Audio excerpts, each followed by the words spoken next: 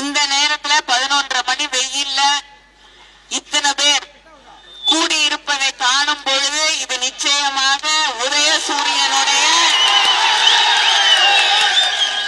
வெற்றி விழா என்பதை தெளிவாக பார்க்க முடிகிறது. உதயசூரியனுக்காக உச்சி சூரியனிலே இத்தனை பேர் திரண்டிருக்கிறீர்கள். அதனால இது நம்முடைய கவிதா தண்டபாணியோடைய வெற்றிக்கான நிகழ்ச்சி என்று இதை நான் பார்க்கிறேன். நம்முடைய கூட்டணி இயக்கங்களை சார்ந்த சகோதர சகோதரிகளுக்கு, திராவிட முன்னேற்ற கழகத்தின் சகோதர சகோதரிகளுக்கு ஒன்றை குறிப்பிட விரும்புகிறேன். நம்முடைய கூட்டணி நீண்ட நாளாக இருக்கக்கூடிய கூட்டணி, கொள்கைக்காக உருவாகி இருக்கக்கூடிய கூட்டணி. அதனால அந்த கொடிகளை உயர்த்தி தான் நீங்க யாருன்னு சொல்லணும்னு அவசியம் இல்லை. யார கண்ணு மூடிக்கிட்டு கேட்டாலும் பதில் சொல்லுவாங்க நம்ம கூட்டணியில யார் இருக்காங்கன்னு. அதனால கொடிகளை கொஞ்சம் இறக்கியே வச்சிருந்தீங்கன்னா நீங்களும் என்ன பார்க்கலாம், நானும் உங்களை பார்க்க முடியும். அதனால் நமக்கு இந்த தேர்தலிலே வெற்றி என்பது உறுதி செய்யப்பட்ட ஒன்று. தமிழ்நாட்டிலே இருக்கக்கூடிய மக்கள் மறுபடியும் திராவிட முன்னேற்ற கழக ஆட்சி, திராவிட மாடல் ஆட்சி, நம்முடைய முத்துவேல் கருணாநிதி ஸ்டாலின் அண்ணன் அவர்களுடைய ஆட்சி வர வேண்டும் என்பதிலே தெளிவாக இருக்கிறார்கள். நாங்களும் போய் மக்களை சந்தித்து வாக்கு கேட்கும் போது உரிமையோடு கேட்கிறோம். எங்களுக்கு ஓட்டு போடுங்க, நாங்க தேர்தல் வாக்குறுதி எல்லாம் நிறைவேற்றி கொடுத்துட்டு வந்து உங்களை சந்திக்கிறோம், அதனால எங்களுக்கு வாக்கு கொடுங்கள் என்று உங்களை பார்த்து உதயசூரியனிலே வாக்களியுங்கள் என்று கேட்கிறோம். தேர்தலுக்கு தேர்தல் மேடையில கூடி வாக்கு கேட்கிறார்கள், சுத்தி சுத்தி வராங்க. எடப்பாடி பழனிசாமி தேர்தல் நேரத்துக்கு தான் வருவார். ஆட்சி பொறுப்புல இல்லைன்னா 5 வருஷம் காணாம போயிடுவார். அதுக்கப்புறம் எடப்பாடியில இருந்து கிளம்பி சென்னைக்கு வருவார். சென்னையில அவர் வீட்டுல கிரீன்வேஸ் ரோட்ல வீடு கொடுத்திருக்காங்க எதிர்கட்சி தலைவரா. அங்கிருந்து ஏர்போர்ட்டுக்கு போவார். ஏர்போர்ட்ல இருந்து பிளெயினை பிடிச்சி டெல்லிக்கு போவார். டெல்லிக்கு போய் அமித்ஷா அவர்களை பார்ப்பார். அதுக்கப்புறம் மறுபடியும் வீட்டுக்கு போயிடுவார். இதுதான் 5 ஆண்டுகளாக அவர் செய்யக்கூடிய ஒன்று. தேர்தல் நேரத்திலே தமிழ்நாட்டுக்கு துரோகம் செய்யக்கூடிய அத்தனை பேரும் அணியிலே திரண்டு இன்று எதிரணியிலே நின்று கொண்டிருக்கிறார்கள். நம்முடைய முதலமைச்சர் அதனால்தான் சொல்கிறார், இந்த தேர்தல் என்பது தமிழ்நாட்டுக்கும் அவர்களுக்குமான தேர்தல், தமிழ்நாட்டை எதிர்க்கக்கூடியவர்களுக்கும் தமிழ்நாட்டுக்குமான தேர்தல், திமுகவுக்கும் எதிரணியிலே இருக்கக்கூடியவர்களுக்குமான தேர்தல் இல்லை. தமிழ்நாட்டின் சுயமரியாதையை காப்பாற்றக்கூடிய தேர்தல், தமிழ்நாட்டை தலை குனிய விடக்கூடாது என்பதற்கான தேர்தல், தமிழர்களுடைய அடையாளங்களை காப்பாற்றுவதற்கான தேர்தல், தமிழ் மொழியை, தமிழ் பிள்ளைகளுடைய எதிர்காலத்தை காப்பாற்றுவதற்கான தேர்தல். இந்த தேர்தல் என்பதை நாம் புரிந்து கொள்ள வேண்டும். எதிரணியில இருக்காங்க. எடப்பாடி பழனிசாமி அதே மேடையில தான் இருக்காரு. தமிழ்நாட்டுக்கு ஏதாவது நிதி கொடுக்கறாங்களா? இல்ல. தமிழ்நாட்டில இருந்து நிதி வாங்குறாங்க, ஆனா தமிழ்நாட்டுக்கு அந்த நிதியை கொடுக்கறது இல்ல. பீகார்ல கொடுக்கறாங்க, யூபியில கொடுக்கறாங்க, மத்திய பிரதேஷ்ல கொடுக்கறாங்க. நம்ம கிட்ட இருந்து வாங்குற நிதிய ஆனா நமக்கு திருப்பி கொடுக்கறது இல்ல. நம்ம பிள்ளைங்க படிக்கிறதுக்கு தர வேண்டிய நிதிய நீ ஹிந்தி படிச்சாதான் கொடுப்பேன், 3 மொழி திட்டத்தை ஏற்றுக்கொண்டால் தான் கொடுப்பேன் என்று இன்று ஒரு நிலையை உருவாக்கி வைத்து 3600 கோடிக்கு மேல நமக்கு கொடுக்க வேண்டிய, நம்ம வீட்டு பிள்ளைங்க படிக்கிறதுக்கு கொடுக்க வேண்டிய பணத்தை பிடித்து வைத்துக் கொண்டிருக்கக்கூடிய ஆட்சி ஒன்றியத்திலே இருக்கக்கூடிய பிஜேபி. இங்க தண்ணீருக்கான திட்டத்துக்கு கூட பணம் கொடுக்கிறது கிடையாது. இதுல பேர் வேற. ஒவ்வொரு முறையும் பிரதமர் இங்க வரும் பொழுது எனக்கு தமிழ் தெரியலையே, நான் வருத்தமா இருக்கேன், யார் உங்களை கத்துக்க வேணாம்னு சொன்னதுன்னு தெரியல. இங்க நிறைய பேர் இருக்காங்க சொல்லி கொடுக்கறதுக்கு. கத்துக்கணும்னா கத்துக்கோங்க, வரலன்னா நாங்க ஒண்ணும் பண்ண முடியாது. ஆனா கத்துக்கோங்க. எனக்கு தமிழ் தெரியலையேன்னு வருத்தப்படுறாரு. ஆனா தமிழுக்கு என்ன செஞ்சிருக்காரு? எதையுமே செய்யறது இல்ல. தமிழ் பிள்ளைங்களுக்கு படிப்பறதுக்கு பணத்தை கொடுக்கறது இல்ல.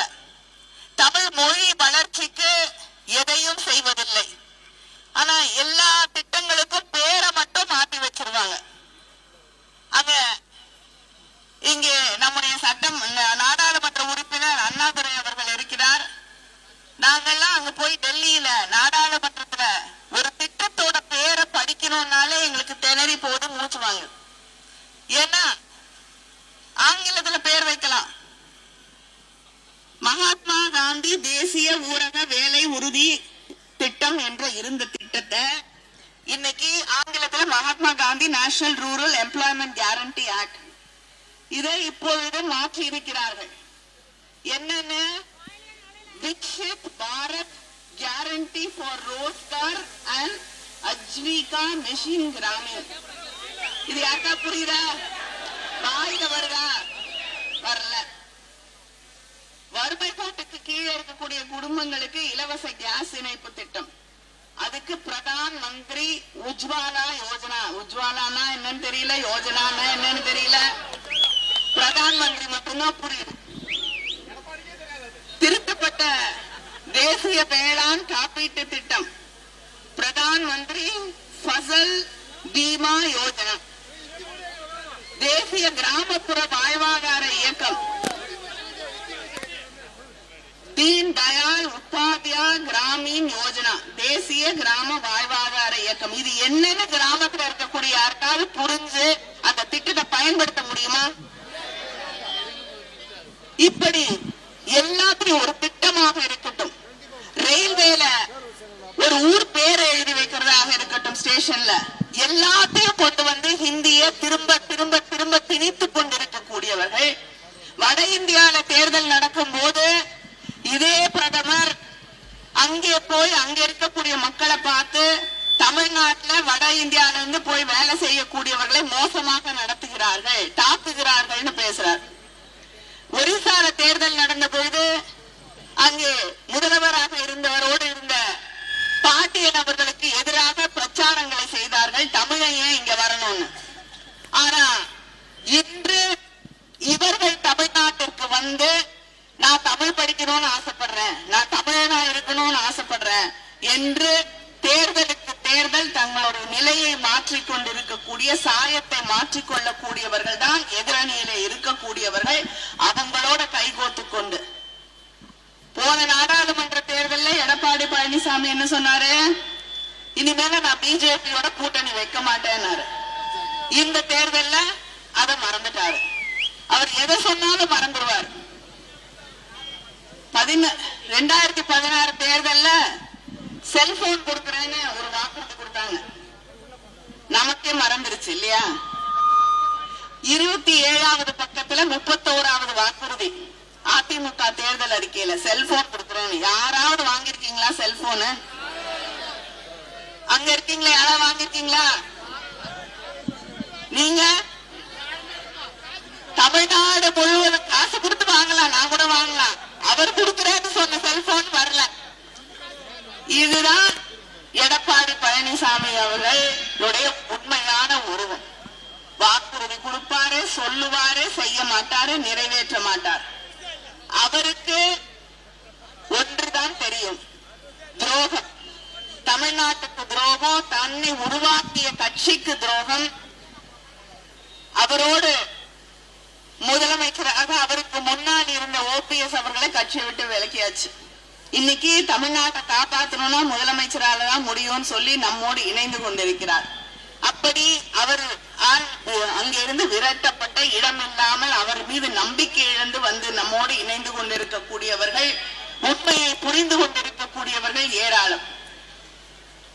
யாருடைய ஆசீர்வாதத்தை வாங்கி முதலமைச்சர் ஆனாரோ அந்த அம்மையார் சசிகலாவுக்கும் கட்சியில இடம் இல்லை. இப்படி துரோகங்களையே தொடர்கதையாக செய்து கொண்டிருக்கக்கூடிய எடப்பாடிக்கும் அவர் கூட்டணி வைத்திருக்கக்கூடிய பிஜேபிக்கும் இந்த தேர்தல்ல நம்ம சரியான பாடத்தை புகட்ட வேண்டும் என்ற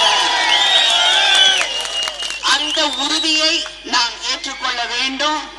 இந்த தொகுதியில நம்முடைய கவிதா அவர்களுக்கு எதிராக இருக்கக்கூடிய வேட்பாளர், அவர் நேற்று கேசி 10 தோல்வி, அடுத்தது 11 தோல்வி. கவலைப்படாதீங்க, அதுக்கப்புறம் நிறைய இருக்கு. ஆனா ஒரே ஒரு சந்தேகம் தான், இந்த அதிமுக ஆக்குவாரா இல்லைன்னா ஏதாவது ஒரு மாநிலத்துக்கே கவர்னரா ஆக்கிடுவாங்களான்னு தெரியல. ஏன்னா பிஜேபியோட கூட்டணி வச்சா கட்சியையும் அவங்களே எடுத்துக்குவாங்க. நேற்று நம்முடைய எதிரணியில் இருக்கக்கூடிய வேட்பாளர் கே.சி. வீரமணி, அவங்க யாருன்னு நீங்க அடையாளம் தெரிந்து கொள்வதற்காக சொல்கிறேன். அவருக்கு எதிராக தேர்தல் கமிஷன்ல ராமமூர்த்தி என்ற ஒருவர் ஒரு குறையை குற்றத்தை எடுத்து வைக்கிறார், ஒரு மனுவை கொடுக்கிறார். அதுக்கு உங்களுக்கு இருக்கக்கூடிய வழக்கறிஞர்களை வைத்து உங்கள் பக்கம் இருக்கக்கூடிய நியாயங்களை எடுத்து சொல்ல வேண்டும். அதை விட்டுட்டு கே.சி. வீரமணி அதிமுகவுடைய வேட்பாளர் ராமமூர்த்தி அவர்களையும் அவர் கூட வந்திருக்கக்கூடிய ரவி என்பவரையும் அவரோடு வந்திருக்கக்கூடியவர்களையும் தாக்குகிறார். அங்க இருக்கக்கூடிய நாட்ராம்பள்ளி தேர்தல் அலுவலகத்துல புகார் அளிச்சவங்களையும் உள்ள இருக்கக்கூடிய அலுவலகத்தையும் தாக்கி அங்க இருக்கக்கூடிய எல்லாவற்றுக்கும் சேதம் விளைவித்து தன்னை எழுத்து பேசின அத்தனை பேரையும் தாக்கி இருக்கக்கூடிய ஒரு குற்ற செயல் நடந்திருக்கிறது. தேர்தல்ல வேட்பு மனுக்கே இவ்வளவு அராஜகம் என்றால் இவங்க கையில அதிகாரத்தை கொடுத்தா என்ன ஆகும் அப்படிங்கறத உங்களால் புரிந்து கொள்ள முடியும். அதனால் அராஜகத்துக்கு பேர் போனவர்களை விரட்ட வேண்டிய தேர்தல் இந்த தேர்தல் என்ற அந்த உணர்வோடு நாம் இந்த தேர்தலிலே பணியாற்ற வேண்டும். இந்த தேர்தலிலே இது பெரியாரின் மண், இது பேரறிஞர் அண்ணாவின் மண், தலைவர் கலைஞர் அவர்களுடைய மண். இங்க தமிழ்நாட்டுக்கு துரோகம் செய்யக்கூடியவர்களுக்கு ஒரு பிடி மண் கூட இங்கே கிடைக்காது என்பதை தெளிவுபடுத்தக்கூடிய தேர்தல் இந்த தேர்தல் என்பதை நாம் புரிந்து கொள்ள வேண்டும். இந்த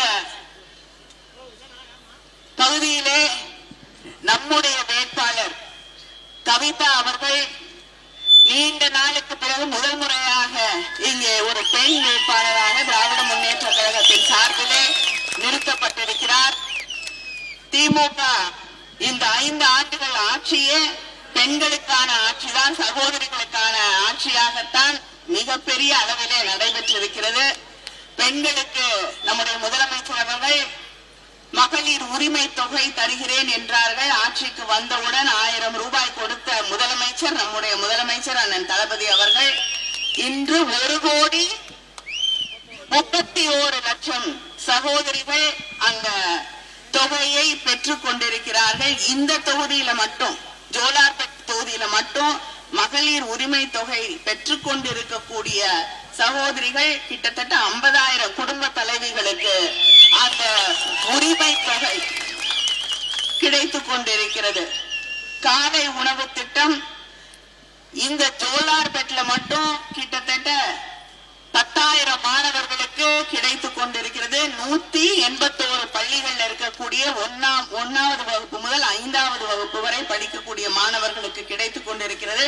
ஆட்சிக்கு வந்தவுடன், ஆட்சிக்கு நம்ம தான் வரப்போறோம், வந்தவுடன் 8வது வரை அது விரிவாக்கம் செய்யப்படும்.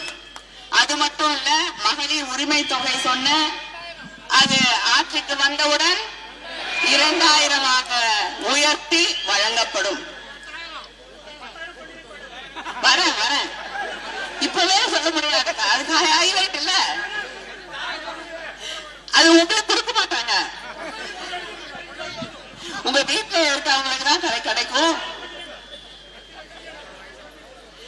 விவசாயிகளுக்கு நம்முடைய முதலமைச்சராக இருந்த தலைவர் கலைஞர் அவர்கள் தான் விவசாயிகளுக்கு கட்டணம் இல்லாத மின்சாரம், இலவச மின்சாரத்தை கொண்டு வந்தது தலைவர் கலைஞர் அவர்கள். அவரது வழியிலே இன்று நம்முடைய முதலமைச்சர் அண்ணன் தளபதி அவர்கள் எந்தவித மின் மீட்டரும் பொருத்தப்படாத புதிய மின்சார மோட்டார்கள் விவசாயிகளுக்கு 20 லட்சம் விவசாயிகளுக்கு மேல் பயன்படக்கூடிய வகையிலே அவர்களுக்கு வழங்கப்படும் என்று அறிவித்திருக்கிறார்கள். எப்படி தலைவர் கலைஞர் அவர்கள் வண்ண தொலைக்காட்சி பெட்டி கொடுக்கிறேன்னு சொல்லி கொடுத்து இன்னைக்கு வரைக்கும் வேலை செய்யவில்லை, அதே போல நம்முடைய முதலமைச்சர் தளபதி அவர்கள் மோட்டார்களை விவசாயிகளுக்கு வழங்குவேன் என்று அறிவித்திருக்கிறார்கள். புதுமை பெண் தமிழ் புதல்வன் திட்டம், அதன் வழியாக கல்லூரியிலே படிக்கக்கூடிய லட்சக்கணக்கான மாணவர்களுக்கு மாணவிகளுக்கு நம்முடைய ஆட்சியிலே 1000 ரூபாய் ஒவ்வொரு மாதமும் வழங்கி கொண்டிருந்தோம். ஆட்சிக்கு மறுபடியும் வந்தவுடனே 1500 உயர்த்தி வழங்கப்படும். லேப்டாப் திட்டத்தை நிறுத்தினது பழனிசாமி, எடப்பாடி பழனிசாமி. மறுபடியும் அதை கொண்டு வந்தது நம்முடைய முதலமைச்சர் அண்ணன் தளபதி அவர்கள். அதனால ஆட்சிக்கு மறுபடியும் வந்தவுடனே 35 லட்சம் மாணவர்களுக்கு லேப்டாப்புகள் வழங்கப்படும். அடுத்த 5 வருஷத்துல 35 லட்சம் மாணவர்களுக்கு லேப்டாப்புகள் வழங்கப்படும். அது மட்டும் இல்லாம படிச்சு முடிச்ச நம்ம வீட்டு பிள்ளைங்க வேலை தேடி வேலை கிடைக்கிறதுக்கு ஒரு 2-3 மாசம் ஆகும். அவர்களுக்கு வேலை கிடைப்பதற்காக நான் முதல்வன் திட்டத்தின் வழியாக 6 மாதம் பயிற்சி வழங்கப்படும். அந்த பயிற்சிகள் வழங்கக்கூடிய அந்த காலத்துல அவங்க இன்டர்வியூஸ்க்கு போறதுக்கோ மற்றதுக்கோ பயன்பட வேண்டும் என்பதற்காக அவர்களுக்கும் 1500 ரூபாய் வழங்கப்படும் என்று நம்முடைய முதலமைச்சர் அண்ணன் தளபதி அவர்கள் அறிவித்திருக்கிறார்கள். இது அத்தனையும் செய்து தருவதற்கு நீங்கள் ஆவலோடு எதிர்பார்த்து கொண்டிருக்கக்கூடிய 8000 ரூபாய் கூப்பன், மத்தவங்கள மாதிரி நாங்க கொடுக்கிறோம் நீங்க வாங்கிக்கோங்கன்னு சொல்லல. உங்க வீட்டுல ஃப்ரிட்ஜ் இருந்ததுன்னா இன்னொரு ஃப்ரிட்ஜ் வச்சுட்டு என்ன செய்யறது இல்லையா? அதனால நம்முடைய முதலமைச்சர் அவர்கள் அறிவித்திருக்கிறார்கள், உங்க வீட்டுல எது தேவையோ அதை வாங்கிக்கோங்க. உங்க வீட்டுல ஃப்ரிட்ஜ் இருக்கா, வாஷிங் மிஷின் வாங்கிக்கோங்க. வாஷிங் மிஷின் வேண்டாமா, கிரைண்டர் வாங்கிக்கோங்க. உங்களுக்கு எது தேவையோ அதை வாங்கிக் கொள்ளுங்கள் என்று 8000 ரூபாய் வழங்கக்கூடிய முதல்வர் நம்முடைய முதலமைச்சர் அண்ணன் தளபதி அவர்கள். அதே போல நம்முடைய சகோதரிகள், சுய உதவி குழுக்களிலே இருக்கக்கூடிய சகோதரிகள் சுயமா தொழில் தொடங்கணும்னு நினைச்சீங்கன்னா எந்த விதமான வீட்டை கொடு, இடத்த கொடு, நிலத்தை கொடு அப்படின்னு எதையும் கேட்காம உங்ககிட்ட மானியமாகவும் கடனாகவும் 5 லட்சம் ரூபாய் வரை நீங்க சுயமா தொழில் தொடங்குவதற்கு நம்முடைய ஆட்சி வந்தவுடன் உங்களுக்கான அந்த பணம் வழங்கப்படும். இப்படி ஒவ்வொருத்தருக்கும் எது தேவை என்று சிந்தித்து செயல்பட்டுக் கொண்டிருக்கக்கூடிய ஆட்சி நம்முடைய ஆட்சி. அந்த ஆட்சியிலேதான் ஒரு நீண்ட பட்டியல் மக்களுக்கான தேவைகளை வீடு தேடி கொண்டு வந்து தரக்கூடிய திட்டங்கள். தாயுமானவர் திட்டம், வயது முதிர்ந்தவர்கள், மாற்றுத்திறனாளிகள் இவங்களுக்கெல்லாம் வீடு தேடி கொண்டு வந்து ரேஷன் பொருட்களை தரக்கூடிய திட்டம். வீடு தேடி மருத்துவ வசதிகளை கொண்டு வந்து சேர்த்த ஆட்சி திராவிட முன்னேற்ற கழக ஆட்சி. அது மட்டும் இல்லாமல் நலம் காக்கும் ஸ்டாலின் என்று மிகப்பெரிய அளவுல கேம்ப்ஸ், முகாம்கள் போடப்பட்டு ஸ்பெஷலைஸ்டா இருக்கக்கூடிய அத்தனை துறைகளையும் உங்க பகுதிக்கே கொண்டு வந்து உங்களுக்கு மருத்துவ வசதிகளை செய்து தந்த ஆட்சி திராவிட முன்னேற்ற கழக ஆட்சி. இப்படி மக்களை தேடி தேடி வந்து மக்களுக்கான திட்டங்களை, மக்களுக்கான பணிகளை செய்த ஆட்சி திராவிட முன்னேற்ற கழக ஆட்சி என்ற அந்த உரிமையோடு உங்களிடம் நான் கேட்கிறேன். எங்களுக்கு உதயசூரியன் சின்னத்திலே வாக்களித்து நம்முடைய கவிதா தண்டபாணி அவர்களை வெற்றி பெற செய்யுங்கள். இந்த ஜோலார்பேட்டையில மட்டுமே இந்த தொகுதியில ஏலகிரி மலைக்கு உள்வட்ட சாலை 22 கோடியில அது போடப்பட்டிருக்கிறது. 29 கோடி மதிப்பீட்டுல ரயில்வே சாலையில மேம்பாலம் கட்டப்பட்டுள்ளது. குடியான் குப்பத்துல 20 கோடி மதிப்பீட்டுல சாலை மேம்பாலம் பச்சூர்ல அந்த பணிகள் நடைபெற்றுக் கொண்டிருக்கிறது.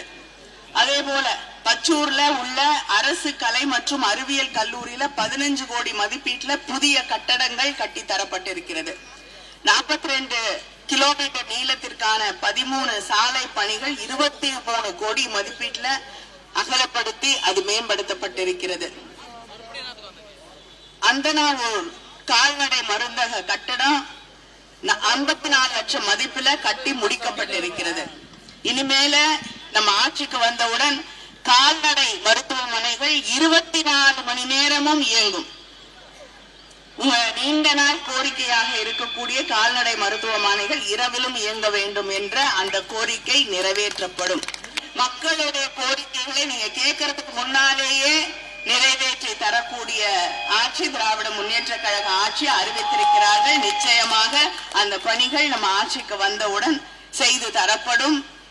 இந்த பணிகளை எல்லாம் செய்து முடித்திருக்கிறோம். இன்னும் பணிகள் இருக்கிறது. அந்த பணிகளை எல்லாம் நிறைவேற்றுவதற்கான வாய்ப்பை எங்களுக்கு வழங்க வேண்டும். நம்முடைய முதலமைச்சர் அண்ணன் தளபதி அவர்களுடைய கரங்களை வலுப்படுத்த இந்த ஜோலார்பேட் தொகுதியிலே நம்முடைய கவிதா தண்டபாணி அவர்களுக்கு உதயசூரியன் சின்னத்திலே வாக்களித்து அவரை வெற்றி பெற செய்ய வேண்டும் வேண்டும் என்று உங்களை எல்லாம் வேண்டி கேட்டுக்கொள்கிறேன். நன்றி.